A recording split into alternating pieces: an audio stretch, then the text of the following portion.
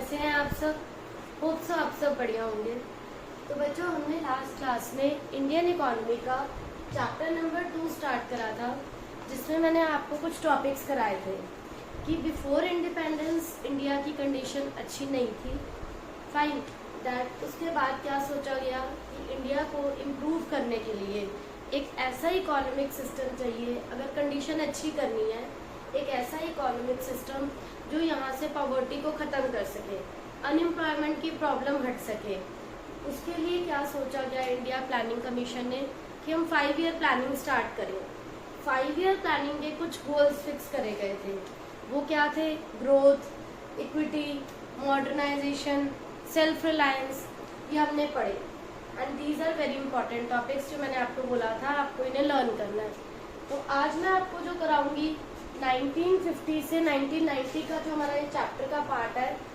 Last में मैंने आपको ये भी बताया था कि बिफोर इंडिपेंडेंस एग्रीकल्चर में क्या था बच्चों? जमींदारी सिस्टम था।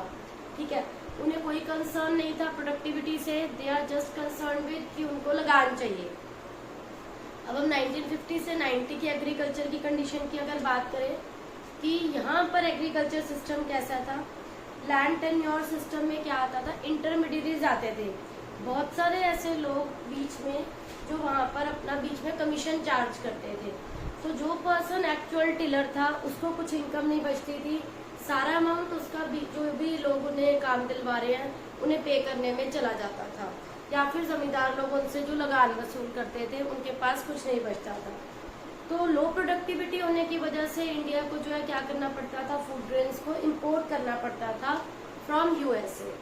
और प्रॉब्लम मेन क्या थी कि एक पॉपुलेशन का मेजर पार्ट जो था 75% of population was dependent on agriculture. Still agriculture से प्रोडक्टिविटी इतनी कम थी बिकॉज रेनफॉल जो थी दैट इज अनसर्टेन, कोई इरिगेशन के परमानेंट सोर्सेज नहीं थे।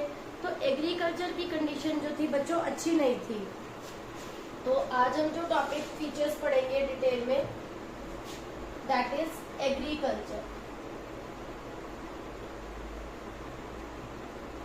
एग्रीकल्चर के फीचर्स क्या थे 1950 से 1990 की कंडीशन। बिफोर इंडिपेंडेंस हम देख चुके हैं, कमर्शियलाइजेशन हुआ था, मैंने आपको कुछ पॉइंट्स बताए थे बच्चों। लैंड टेन्योर सिस्टम, जमींदारी सिस्टम था, लगान वसूल करने पहुंचते थे, कोई कंसर्न नहीं था। यहाँ पर क्या productivity was very very low. India में जो भी एग्रीकल्चर की कंडीशन थी, प्रोडक्शन लो था, रेनफॉल पे डिपेंडेंसी थी एंड रेनफॉल वॉज अनसर्टेन, तो there is low productivity. Agriculture का प्रोडक्शन क्या था? बहुत कम था, low productivity, production was very very low. Then next point is disguised unemployment. बच्चों ये डिसगाइज्ड अनएम्प्लॉयमेंट आपने ये वर्ड पढ़ा होगा 9th या 10th की इकोनॉमिक्स में। What is disguised unemployment? Disguised is छिपी हुई बेरोजगारी, अनएम्प्लॉयमेंट इज बेरोजगारी। When someone employs the whole members of his family on the land but there is no requirement। मतलब एक्सप्लेन करती हूँ बच्चों मैं आपको। लैंड के एक पीस पर कोई रिक्वायरमेंट नहीं है, only 2 to 3 persons are required, but वो क्या कर रहे हैं? फार्मर अपनी पूरी फैमिली को वहाँ पर काम पे लगा रखा है। तो इससे हम ये नहीं कहेंगे कि एक फैमिली के सब लोगों को जॉब मिली हुई है या उन्हें इनकम जनरेट हो रही है। अगर एक लैंड पे एक फार्म हाउस जो भी उनकी एक लैंड है काम करने के लिए, उस पर ज़्यादा लोग काम कर रहे हैं बट रिक्वायरमेंट नहीं है, 2 से 3 लोग सफिशिएंट है वहाँ काम करने के लिए, बट एक फार्मर ने वहाँ पर अपनी फैमिली के 8 to 10 पीपल को एम्प्लॉय करा है, दैट इज डिसगाइज्ड अनएम्प्लॉयमेंट। मतलब उन्हें जॉब के लिए कोई अर्निंग नहीं हो रही है, दे आर जस्ट हेल्पिंग। ठीक है, तो दिस इज नोन एज, इसे छिपी हुई बेरोजगारी बोलते हैं, disguised unemployment. Then high dependency on rainfall. Agriculture की पुअर कंडीशन का एक रीजन बच्चों ये भी है कि वो किस पर डिपेंडेंट थे फार्मर्स? उनके पास इरिगेशन के सोर्सेज नहीं थे, वो बहुत ज्यादा एग्रीकल्चर पे डिपेंडेंट थे। Heavy dependency on rainfall and which is very uncertain. Rainfall का कुछ नहीं पता आपको कब होगी कब नहीं होगी, अदर सोर्सेज इरिगेशन के नहीं है, तो ये बहुत ही नेगेटिव इम्पैक्ट डालता है एग्रीकल्चर पर, उसके प्रोडक्शन के लो होने का ये एक मेजर रीज़न है। देन सबसिस्टेंस फार्मिंग, वो क्या होता है बच्चों? सबसिस्टेंस फार्मिंग जब एक पर्सन अपने घर की नीड के लिए कल्टीवेशन कर रहा है, उसकी ऐसी इंटेंशन नहीं है कि उसे बाहर सेल करना है, कमर्शियल पर्पज से नहीं कर रहा, वो सबसिस्टेंस अपनी लाइवलीहुड के लिए कर रहा है, सिर्फ अपनी फैमिली के लिए कर रहा है, that is known as subsistence farming. Agriculture पहले की कैसी होती थी इस टाइम पीरियड की? सबसिस्टेंस, जिसमें वो मार्केट में सेल करने का नहीं सोच रहा, बिना कोई सरप्लस के ट्रेड में, तो यहाँ पर ऐसी थी आपकी farming. Then is outdated technology, यहाँ पर हमारे पास टेक्नोलॉजी भी पुअर थी, ये नहीं था कि आपके पास अपडेटेड है, आउटडेटेड टेक्नोलॉजी, अच्छी टेक्नोलॉजी नहीं थी हमारे पास। तो ड्यू टू पुअर टेक्नोलॉजी आपके पास कल्टीवेशन के टूल्स इम्प्लीमेंट्स के अच्छे वो नहीं थे, अच्छी मेडिसिन नहीं थी, जो भी था सब आउटडेटेड था, जिससे एग्रीकल्चर की पुअर कंडीशन का ये भी एक रीजन था कि एग्रीकल्चर की कंडीशन ऐसी है। Then is conflicts between tenant and landlord, farmers जो थे they were often a part of critical contract, उनका जो था कॉन्ट्रैक्ट है लैंडलॉर्ड्स के साथ, लैंडलॉर्ड्स उनसे बहुत ज्यादा जो है इंटरेस्ट चार्ज करते थे, जिससे उनकी कोई अर्निंग बचती नहीं थी। कॉन्फ्लिक्ट मतलब लड़ाई, किस किस के बीच में लड़ाई रहती थी हमेशा? Landlord and tenant, farmers. उन्होंने रेंट पर अगर उस लैंड पे काम कर रहे हैं कि वो रेंट पे करेंगे, but they are left with no amount, उनका सारा अमाउंट जो है वो लगान पे करने में चला जाता था। They are left with no amount कि वो अपनी फैमिली के लिए अपनी अर्निंग का कुछ पार्ट सेव करें या अपने लिए कुछ मैनेज करें, जिससे कि हमेशा लैंडलॉर्ड और फार्मर्स के बीच में मिसअंडरस्टैंडिंग रहती थी। That was one of the other reason कि एग्रीकल्चर प्रोडक्शन जो था वो बहुत कम होना था एंड उनकी जो है बीच में कॉन्फ्लिक्ट चलती रहती थी। देन ये सोचा गया बच्चों यहाँ पर जैसे 5 ईयर प्लानिंग का सोचा गया कि 5 ईयर प्लानिंग में गोल्स क्या हों, फिर सोचा गया कि इस टाइप की एग्रीकल्चर को इम्प्रूव करने के लिए क्या करा जाए। पॉलिसीज बनाई, पॉलिसीज क्या सोची गई कि लैंड रिफॉर्म्स करते हैं and one is green revolution, जो आप सबने बच्चों 9th-10th क्लास में भी स्टडी करा है कि green revolution is high quality के सीड्स लेकर आते हैं, अच्छे फर्टिलाइजर्स मैन्योर्स को यूज करेंगे, अपडेटेड टेक्नोलॉजी, मतलब ये सोचा गया कि गवर्नमेंट हेल्प करेगी, गवर्नमेंट उन पुअर फार्मर्स को सब्सिडीज देगी, उनके लिए लोन्स प्रोवाइड करेगी, उनकी हेल्प करेगी, सो दैट एग्रीकल्चर प्रोडक्शन को इंक्रीज किया जाए, because a major part of population is dependent on agriculture. तो ये तो ग्रीन रेवोल्यूशन के बारे में सोचा गया। अनदर रिफॉर्म क्या सोचा कि लैंड रिफॉर्म्स करे जाए। लैंड रिफॉर्म्स में क्या आता है बच्चों, मैं 1 by 1 आपको एक्सप्लेन करती हूँ कि लैंड रिफॉर्म्स में क्या करने का सोचा गया। ये तो थे तब के एग्रीकल्चर के फीचर्स क्या थे, फाइन। अब लैंड रिफॉर्म्स में क्या था कि ये सोचा गया कि सबको इक्वली लैंड डिवाइड करके दे दें, एक लिमिट फिक्स कर दे कि उससे ज्यादा नहीं होनी चाहिए किसी के पास लैंड। तो ऐसी कुछ बातें सोची गई सो दैट कि एग्रीकल्चर प्रोडक्शन इंप्रूव हो सके, उन लोगों की कंडीशन अच्छी हो सके। Land reforms primarily refer to change in the ownership of holdings. जैसे जमींदार ओनर बने हुए थे और पैसे लेने पहुंच जाते थे without any hard work, without any कोई भी उनका कंट्रीब्यूशन नहीं था, they were just charging a fix rate of interest.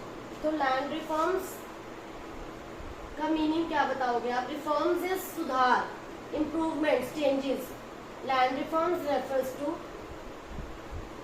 change in the ownership of land holdings, कि जो उनके मालिक है उनकी ओनरशिप को ही चेंज कर दिया जाए, सो दैट वो गरीब किसानों से, फार्मर से वो अमाउंट नहीं चार्ज कर सके।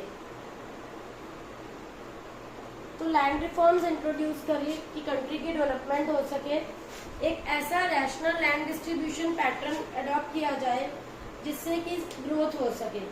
तो बहुत ज़रूरत थी ऐसे लैंड रिफॉर्म्स की इंडिया जैसी जगह में जहाँ पर इतनी ज़्यादा पॉपुलेशन एग्रीकल्चर पे डिपेंडेंट है।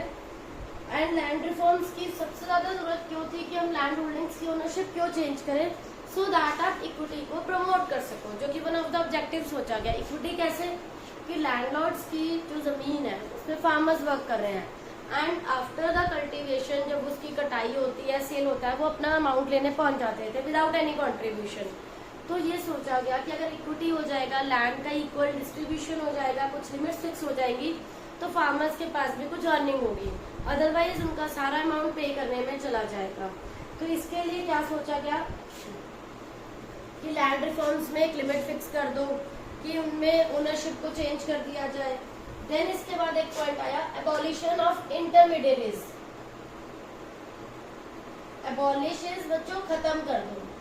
ये जो इंटरमीडिएरीज लोग हैं,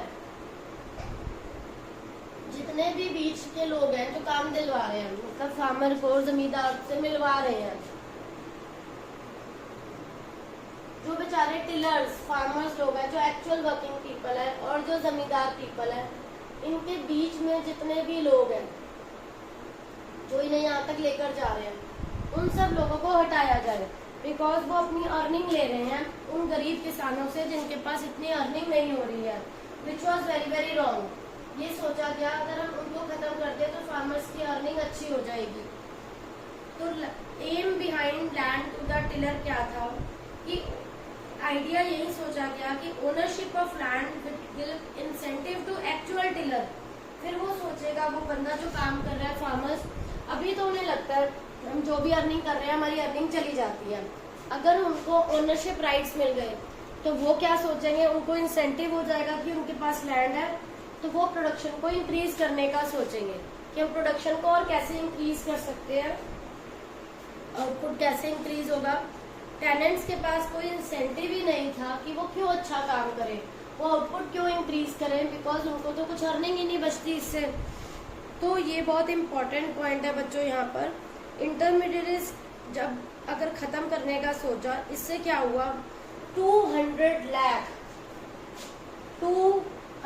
लाख जो टेनेंट पीपल थे, टिलर थे, दे कम इन डायरेक्ट कॉन्टैक्ट विद, किसके कॉन्टैक्ट में आ गए, गवर्नमेंट के, क्योंकि बीच के लोग सब खत्म हो गए, जो भी जमींदार लोग थे, जो भी इंटरमीडिएट थे।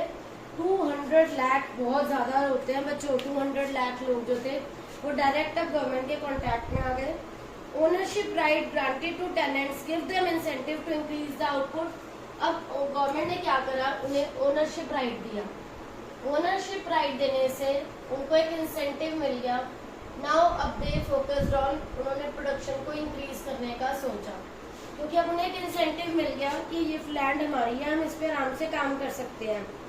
हाउएवर इक्विटी का गोल अभी भी सर्व नहीं हुआ, जो सोचा था कि इक्वलाइज हो जाएंगे जमींदार और वो, क्यों, क्योंकि जो पहले के जमींदार थे जिनके पास बहुत बड़ी बड़ी जमीनें थी, तो उन्होंने अभी भी अपनी जो लैंड है उनको अच्छे से असाइन नहीं करी थी। टेनेंट्स को अभी भी वो टेनेंट्स ही समझते थे और वो खुद को क्या समझते थे जमींदार कि हम, हमारी जमीन है तो तुम्हें हमें रेंट देना पड़ेगा। वो उनको गवर्नमेंट को ब्राइब देकर अपना रोल जो है वो इस टाइप से करते थे कि अगर तुम हमारी लैंड पर काम करोगे तो तुम्हें पे करना है, अदरवाइज हम लैंड अपनी ले लेंगे। और कुछ पुअरेस्ट लोगों को लैंड देने के बाद भी कोई इम्प्रूवमेंट नहीं हुई, बिकॉज उनकी अर्निंग बहुत ज्यादा कम थी।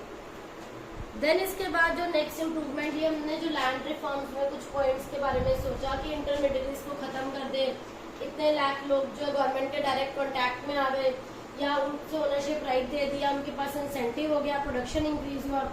देन एक पॉइंट सोचा गया land ceiling. What is land ceiling?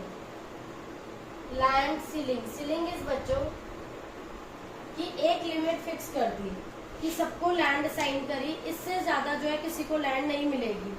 It refers to the fixing of specifying the limit, ठीक है, फिक्सिंग ऑफ